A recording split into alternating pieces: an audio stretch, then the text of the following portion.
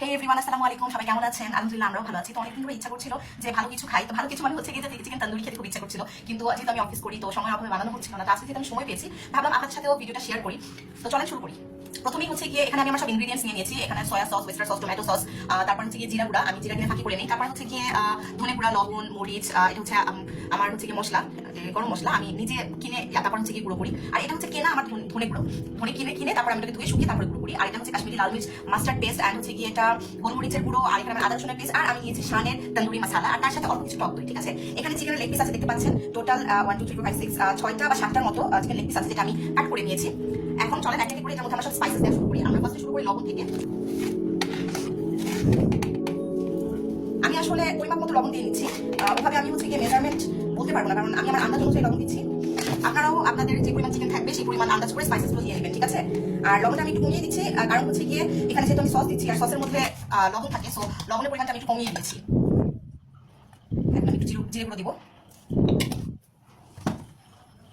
মরিচটা একটু বেশি খাওয়া হয় আমাদের, কারণ আমার মেয়েটা প্রচন্ড ঝাল খেতে পছন্দ করে। এর জন্য ওর রিকোয়ারমেন্ট অনুযায়ী আমি বাসায় রান্না করি। বাচ্চা কাচ্চা যখন খুব তৃপ্তি নিয়ে খায় না, তখন দেখতেও ভালো লাগে, যার কারণে দেখা যায় যে ওর পছন্দ মতোই আমি মশলা টসলা দিয়ে রান্না করি। এটা হচ্ছে ধনে গুঁড়ো। ধনেটা আমি বাসায় কিনে তারপরে ধুয়ে শুকিয়ে দেন আমি ব্লেন্ড করে নিই। আসলে মশলার ব্যাপারটা হচ্ছে মানে পরিমাপের ব্যাপারটা হচ্ছে আপনাদের টেস্ট পার্টের উপরে, আপনারা কি পরিমাণ ঝাল খেতে পছন্দ করেন, লবণ খেতে পছন্দ করেন। তো এটা হচ্ছে গিয়ে যার যার টেস্ট প্রেফারেন্স অনুযায়ী আপনারা মশলাটা দিয়ে নেবেন। আমি আমার টেস্ট প্রেফারেন্স অনুযায়ী মশলাগুলো দিয়ে নিচ্ছি, আপনারা আপনাদের অনুযায়ী দিয়ে নেবেন।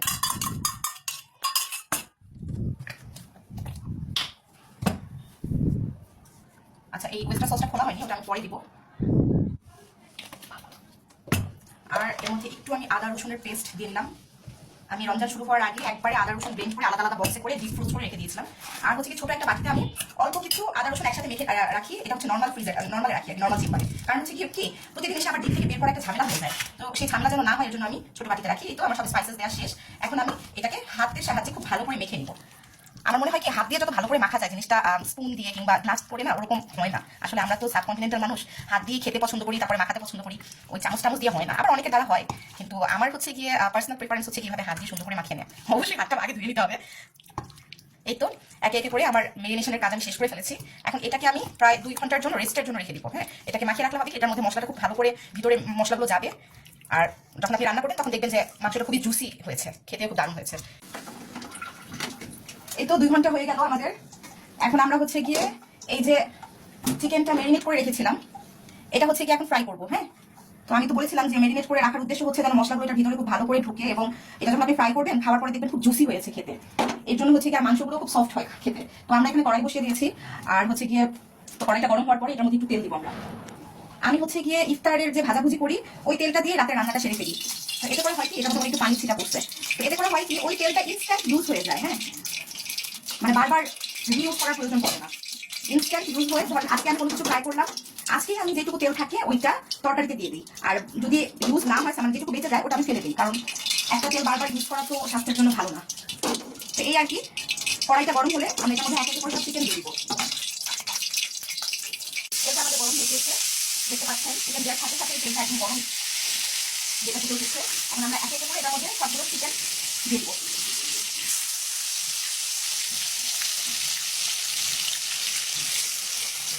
যে কটা চিকেন হয় কড়াইয়ের সাইজ অনুযায়ী, আমি আসলে বেশি চিকেন নেই তো 5-6টা চিকেন আমি সবগুলোই দিয়ে দিব। বারবার ভাজার ঝামেলা নেই। এটা দেওয়ার পরে আমরা চুলার ফ্লেমটা লো করে দিব।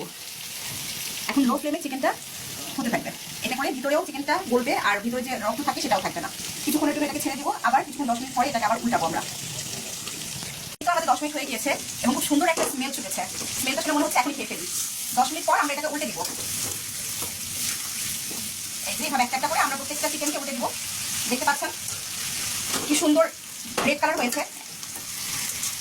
এই তো এখন এই সাইডকে আবার আমরা 10 মিনিটের জন্য রেখে দিব।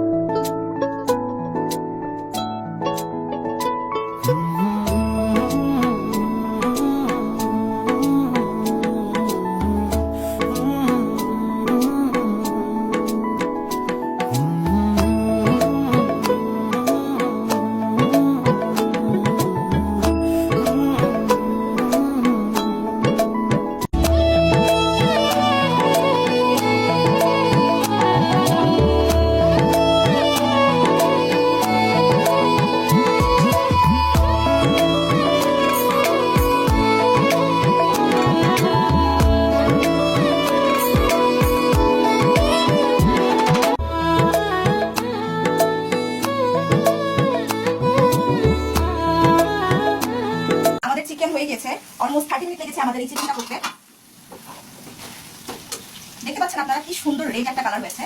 আর এই চিকেনটা আসলে মানে সিদ্ধ হয়েছে কিনা সেটা আমি দেখাচ্ছি আপনাদের। এই ধরনের একটা পরিষ্কার স্টিক যদি থাকে, নিয়ে জাস্ট এইভাবে একটু জুম করো তাহলে বোঝা যাবে। এই যে দেখেন কি সুন্দর, আমি এই হাতে দেখাচ্ছি, এই যে ভিতরে সুন্দর ঢুকে যাচ্ছে, এই যে স্টিকে কিছু নেই, দ্যাট মিনস চিকেনটা সিদ্ধ হয়েছে।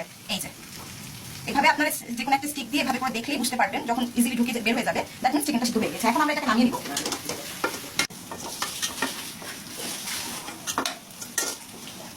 এখন আমরা আরেকটা কড়াই বসে নিব। কড়াই বসানোর পরে এই যে অবশিষ্ট তেলটুকু ছিল, এই তেলটা এটার মধ্যে দিয়ে, এই যে মশলাটা ছিল সেই মশলাটা এই তেলের মধ্যে দিয়ে কিছুক্ষণ কষিয়ে তারপরে হচ্ছে গিয়ে হাতে একটু পানি দিয়ে ভেজে তারপরে নামাবো। তো এটা হচ্ছে গিয়ে গ্রেভি হিসেবে আর কি কাজ করবে। যেহেতু আমরা এই জিনিসটা রুটি দিয়ে খাবো, তো এখন শুকনো শুকনো তো আর খাওয়া যায় না, একটু গ্রেভির প্রয়োজন হয়, তাই না? যেহেতু আমরা বাঙালি মানুষ শুকনো শুকনো খেতে পারি না, আমাদের একটু গ্রেভির প্রয়োজন হয়, তাই না? আমার তো হয়, আপনাদের কি হয় জানাবেন অবশ্যই কেমন। তো এটা হচ্ছে গিয়ে তেলের মধ্যে একটু ভেজে এই বলের মধ্যেই হচ্ছে গিয়ে একটু পানি নিয়ে এই বলের মধ্যেই আমরা এটার মধ্যে ফেলবো, দিয়ে এটাকে কিছুক্ষণের জন্য ছেড়ে দেবো। মাশাআল্লাহ, আমাদের মশলাটা শেষ কমপ্লিট হয়ে গেছে বানানো। এটা কালার দেখেন, জাস্ট ওয়াও, অসাধারণ একটা কালার এসেছে। এখন এই গ্রেভিটা আমরা হচ্ছে গিয়ে রুটির সাথে খাবো। শেষ হয়ে গেছে, এখন আমরা চুলাটা বন্ধ করে দিব।